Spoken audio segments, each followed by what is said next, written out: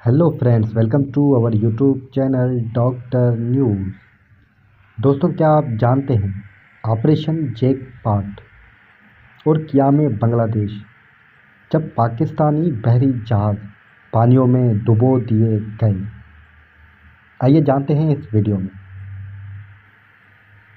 1 अगस्त 1971 को 20,000 शायकीन से भरे न्यूयॉर्क के मेडिसन स्क्वायर गार्डन में जब हिटलर की जॉर्ज हैरिसन ने बांग्लादेश की सूरत हाल के मुतालिक अपना गीत गाया तो न सिर्फ पूरा स्टेडियम झूम उठा, बल्कि इस नगमे ने पूरी दुनिया की तवज्जो मशरिकी पाकिस्तान के हालात और वहाँ से लाखों की तादाद में इंडिया आने वाले पनाह गज़ीनों की तरफ मजबूर किया। लेकिन मार्च सन 1971 से अपने ही अवाम के खिलाफ पाकिस्तानी फ़ौज की जानिब से क्रैकडाउन की खबरें मुल्क से बाहर जाने लगी थी। उस वक़्त फ्रांस की पानियों में मशक कर रहे पाकिस्तानी आबदोज़ PNS मांगरो के 8 बंगाली एहलकारों ने आबदोज़ छोड़कर बांग्लादेश की आज़ादी की तहरीक में शामिल होने का फ़ैसला किया। Operation XD untold story of India's court न्यूल war in east Pakistan 1971 के मुसन्नफ़ और इंडिया टुडे मैगज़ीन के एग्जीक्यूटिव एडिटर संदीप एंथिन बताते हैं कि 31 मार्च सन 1971 को स्पेन के दारुल हुकूमत मैड्रिड में वाक़ इंडियन सफारती खाने के दरवाज़े पर फ्रांस से भागकर आने वाले पाकिस्तानी बहरिया के उन एहलकारों ने दस्तखत दी। सन 1964 में वहाँ तैनात के इंडियन सिविल सर्विस के एहलकार गर्दीप बेदी ने उनके पासपोर्ट का मुआयना किया और उन्हें करीब ही एक सस्ती होटल में ठहरा दिया। उन्होंने उनके बारे में दिल्ली से सलाह मशवरा किया तो वहाँ से ये हुक्म आया कि उन एहलकारों को फ़ौरन दिल्ली भेजे जाने का इंतज़ाम किया जाए। उन्होंने मज़ीद लिखा कि इन 8 एहलकारों के नकली हिंदू नाम रखे गए और हिंदुस्तानी शहरी बताकर दिल्ली जाने वाले तैयारा में बिठा दिया गया। उन्होंने पहली मीटर से रूम भेजा गया, लेकिन उससे पहले कि वो दिल्ली पहुंचते उनकी खबर मीडिया में लीक हो गई और रूम में वाक़या पाकिस्तानी सिफारत खाने के एहलकारों को भी इसकी खबर हो गई। पाकिस्तानी सिफारती खाने के एहलकार इन 8 एहलकारों को मनाने के लिए एयरपोर्ट पहुंचे। उनमें और उन एहलकारों के दरमियान झड़प भी हुई, लेकिन इन एहलकारों की लीडर अब्दुल वहीद चौधरी ने सिफारती अमले से वाज़े अल्फाज में कहा कि वो बांग्लादेश की आज़ादी के लिए लड़ने जा रहे हैं। प्लासी की जंग के मैदान में खुफिया ट्रेनिंग कैंप। इन 8 आबदोज़ एहलकारों की इंडिया पहुंचने के बाद उन्हें दिल्ली में इंडियन खुफिया इदारे रॉ की एक महफूज ठिकाने पर ठहराया गया। उस वक़्त इंडियन बहरिया के डायरेक्टर न्यूल इंटेलिजेंस कप्तान MK मेकी राय को ख्याल आया कि पाकिस्तान से भागकर आने वाले बहरिया के एहलकारों का इस्तेमाल मशरिकी पाकिस्तान में पाकिस्तानी जहाज़ों को डुबोने और नुकसान पहुंचाने में किया जाए। इस तरह ऑपरेशन जैकपॉट का आगाज़ हुआ और कमांडर MNR सामिन को इसकी जिम्मेदारी सौंपी गई। इंडिया और मशरिकी पाकिस्तान की सरहद के करीब जहाँ प्लासी की जंग हुई थी, वहाँ बांग्लादेश की आज़ादी के लिए लड़ने वाली मक्ती बाहिनी की जंगजुओं को तरबियत देने के लिए कैंप लगाया गया और इसको कैंप 2 प्लासी या C2P का एक कोड नाम दिया गया। इस कैंप में दिन का आगाज़ बांग्लादेश की कौमी तराने अमार शुनार बांग्लादेश से होता था और वहाँ मौजूद सभी लोग बांग्लादेश के सब्ज़ और नारंगी रंग के परचम को सलामी देते थे। इस कैंप की क़यादत करने वाले कमांडर विजय कपल याद करते हुए कहते हैं कि वहाँ बिजली और पानी कुछ भी नहीं था। रात को हम लोग लालटीन जलाते थे, पानी हैंडपंप से आता था। कुल 9 टेंट लगाए गए थे। हम लोग सुबह 5 बजे उठ जाते थे। PT या सुबह की वर्जिश के बाद उन्हें खेतों में नंगे पांव दौड़ाया जाता था। फिर उन्हें भारतीय बहरिया के कमांडो खुफिया तरीके से बम नस्ब करने का तरीका बताते थे। मांगरों से भागकर आने वाले बंगाली सब मेरिनर्स हिंदी में दी जाने वाली इस तरबियत को समझे। इसके लिए बंगला ज़बान में तर्जुमा किया जाता था। उसके बाद उन्हें तैरना सिखाया जाता था। تب تک دوپہر کے کھانے کا وقت ہو جاتا تھا۔ 1.5 گھنٹے کے آرام کے بعد انہیں انسانوں کو قد کے برابر مجسموں پر گولیاں چلانے کی ٹریننگ دی جاتی تھی۔ سورج ڈوبنے کے بعد جب یہ لوگ بری طرح تھک جاتے تھے، انہیں پھر سے رات میں تیرنے کی تربیت دی جاتی تھی۔ کل ملا کر یہ لوگ ایک دن میں تقریباً 6 گھنٹے پانی میں گزارتے تھے۔ اس دوران ان کے پیٹ میں کپڑے کے سہارے 2 اینٹیں باندھ دی جاتی تھی تاکہ انہیں وزن کے ساتھ تیرنے کی تربیت مل سکے۔ کھانے پینے کی عادات میں تبدیلی۔ کیمپ میں تربیت حاصل کرنے والے لوگوں کا انتخاب مشرقی پاکستان سے آنے والے مہاجرین میں سے کیا گیا۔ ان کو صحیح سے کھانا کھائے ہوئے ہفتوں گزرے تھے۔ ابتدا میں انہیں چاول کھانے کا اتنا شوق و لالچ ہوتا تھا کہ وہ چاول ابلنے سے پہلے ہی ان پر ٹوٹ پڑتے تھے۔ تربیت دینے والے اہلکاروں نے طے کیا کہ اگر ان لوگوں کا صحیح استعمال کرنا ہے تو ان کے کھانے پینے کے طریقے میں خاص تبدیلی کرنی ہوگی۔ کمانڈر وجے کپل بتاتے ہیں کہ جب یہ لوگ انڈیا آئے اس وقت وہ خوراک کی کمی کا شکار تھے۔ ان کی ہڈیاں نکلی ہوئی تھیں۔ ان پر پاکستانی فوج نے بہت مظالم ڈھائے۔ انہوں نے اپنی آنکھوں سے خواتین کے ریپ دیکھے تھے اور پاکستانی فوج کے مظالم کو برداشت کیا تھا۔ ان کو تربیت دینے والے بحریہ کے کمانڈرز نے محسوس کیا کہ یہ لوگ بہت جلدی تھک جاتے ہیں اور دور تک تیرنا ہو تو بہت زیادہ غلطیاں کرتے ہیں۔ کلکتہ کے فورٹ ولیم میں کمانڈر سامنٹ کے پاس یہ پیغام بھیجا گیا کہ ان کے لیے بہتر کھانے کا انتظام کیا جائے۔ اس کے بعد سے ہر دن ایک جنگجو کو روزانہ 2 انڈے، 120 گرام دودھ، 1 لیمو اور 80 گرام پھل دیے جانے لگے۔ اس کا بہت جلد اثر دکھائی دینے لگا اور ان لوگوں صورت بدلنے لگی۔ لمپیٹ مائن کے استعمال کی تربیت۔ ان لوگوں کی 3 ہفتوں تک جنگی جہازوں کو نقصان پہنچانے کی اہم ترین تربیت دی گئی اور لمپیٹ مائن کا استعمال سکھایا گیا اور یہ بھی سکھایا گیا کہ کس وقت حملہ کرنا ہے۔ کمانڈر وجے کپل بتاتے ہیں کہ پانی کے اندر دھماکہ کرنے کے لیے لمپیٹ مائن کا استعمال کیا جاتا ہے۔ انڈین بحریہ کے پاس یہ بہت بڑی تعداد میں موجود نہیں تھے۔ بیرونی کرنسی کی کمی کی وجہ سے ہم انہیں بیرونی ممالک سے نہیں منگوا سکتے تھے۔ اگر بیرونی ممالک سے ان کی سپلائی کا آرڈر دیا بھی جاتا تو پاکستان کو اس کا فوراً اطلاعات مل جاتی۔ اس لیے ہم نے انہیں بھارت میں ہی آرڈننس فیکٹریوں میں بنوانے کا فیصلہ کیا۔ یہ ایک طرح کا ٹائم بم ہوتا ہے جس میں مقناطیس لگا ہوتا تھا۔ تیراک انہیں جہاز میں لگا کر بھاگ نکلتے تھے اور اس میں تھوڑی دیر بعد دھماکہ ہو جاتا تھا۔ کنڈوم کا استعمال۔ دلچسپ بات یہ ہے کہ اس پورے آپریشن کے دوران بڑی تعداد میں کنڈومز کا بھی انتظام کیا گیا تھا۔ جب اس کا مطالبہ فورٹ ولیم پہنچا تو کمانڈر سامنے کی بھوئیں چڑھ گئی، لیکن انہیں کمانڈر مارش نے ہنستے ہوئے بتایا کہ اس کا استعمال جو آپ سوچ رہے ہیں اس کے لیے نہیں ہوگا۔ سندیپ انیتھن نے کہا، دراصل یہ جو لمپیٹ مائن تھی اس میں ایک طرح کا فیوز لگا ہوا ہوتا تھا جو کہ ایک گھلنے والی پلک کی طرح کام کرتا تھا۔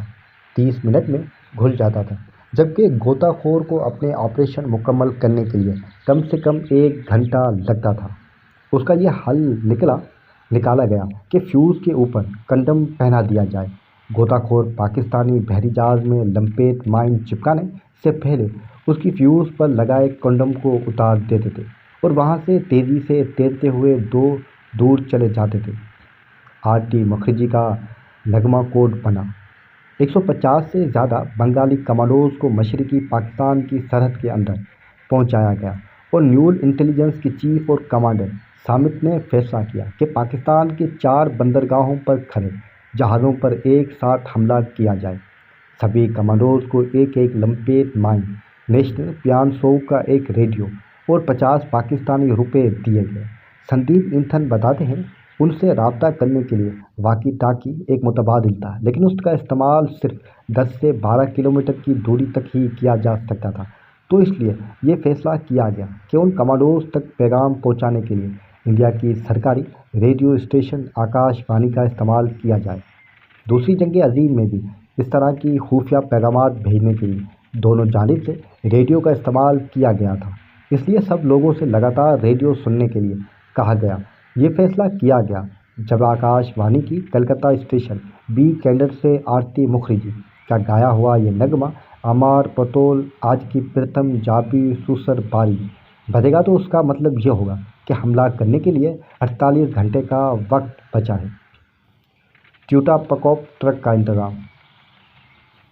14 अगस्त सन 1971 की सुबह 6 बजे आकाशवाणी की कलकत्ता स्टेशन से हेमंत कुमार का एक नगमा सुनवाया गया। आमी तुमाई जो तू सुनी छी छी लीम गा। ये भी एक तरह का कोड था जिसका मतलब था कि जंगजुओं को इस रात चिटगांव समेत 4 बंदरगाहों पर हमला करना था। संदीप अंथिनी बताते हैं, इन दोनों चटगांवों में सैकड़ों बसें और 3 पहियों वाली ऑटो रिक्शा चला करते थे। वहाँ निजी कारें बहुत कम थी, ऐसी कारें तो बहुत कम थी जो किसी की तवज्जो का मरकज़ बने बगैर शहर में घूम सकती थी।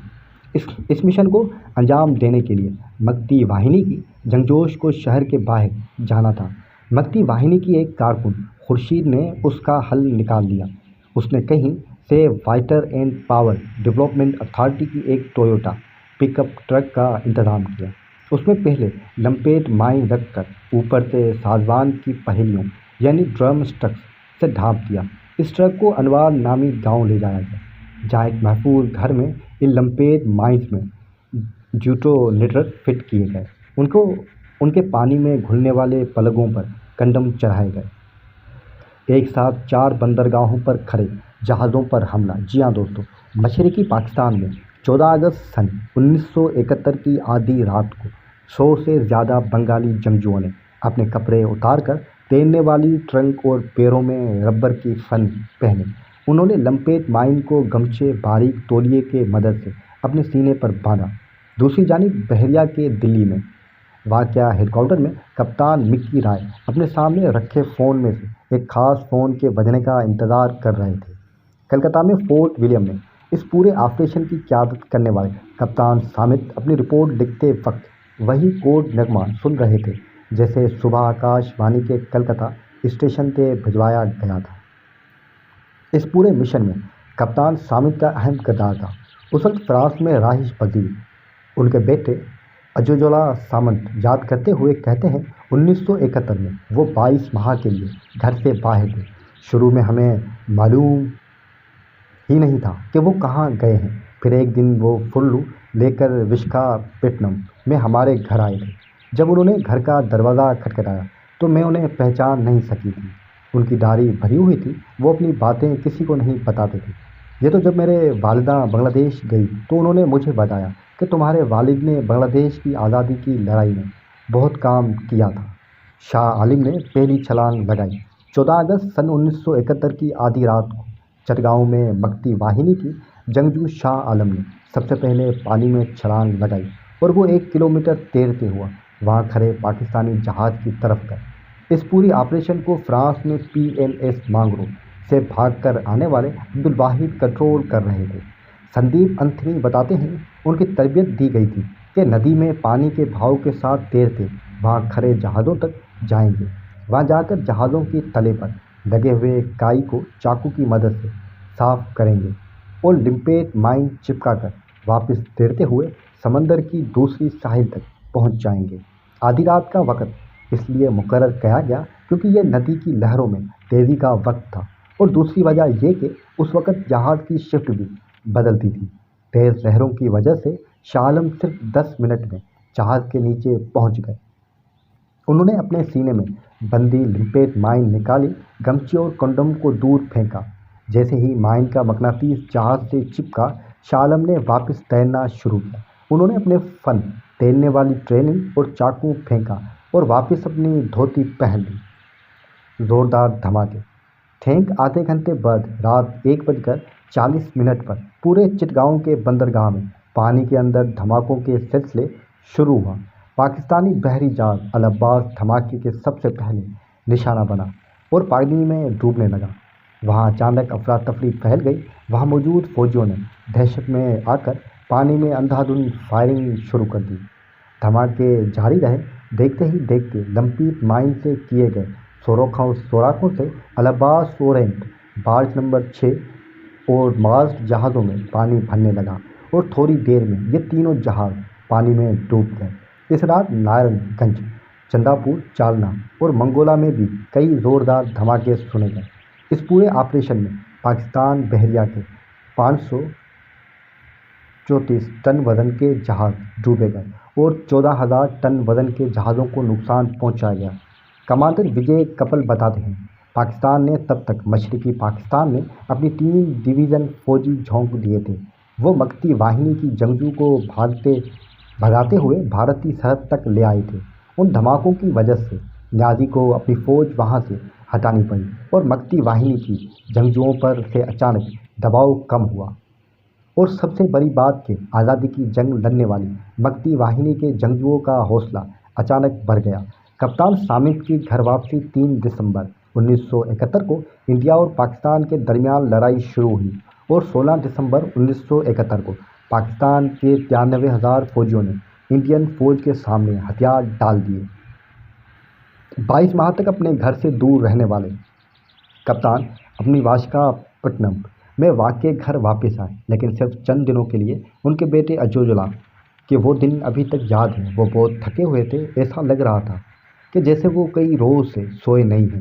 ڈاکٹر نے انہیں دیکھ کر کہا تھا کہ انہیں جتنا سونے دیا جائے اتنا اچھا ہے۔ ایک بات میں نے غور کی، وہ بہت خاموش ہو گئے تھے۔ میرے والد نے ان کی پسند کے کھانے بنائے تھے، مچھلی کا سالن، کری اور چاول۔ ہمارے لیے تو سارے تہوار اسی دن ہو گئے تھے۔ ہم نے اپنی ماں کے چہرے پر جو خوشی دیکھی تھی وہ کبھی نہیں بھول سکتے۔ خوشی سے بڑھ کر ہمیں اطمینان ہوا تھا کہ وہ زندہ ہیں، لیکن ہمارے والد بہت دن تک ہمارے پاس نہیں رکھے تھے۔ انہیں فوراً بنگلہ دیش جانا پڑا تھا۔ وہاں کی فوج کے قیام میں مدد کے لیے وہ وہاں گئے تھے۔ امید ہے دوستو آپ کو یہ ویڈیو پسند آئی ہوگی۔ ویڈیو پسند آئی ہو تو ویڈیو کو لائک کر دیجیے گا اور کامنٹس میں اپنی رائے ضرور دیجیے گا۔ چینل کو سبسکرائب تو لازمی کر دیجیے گا۔ ملتے ہیں اگلی ویڈیو میں۔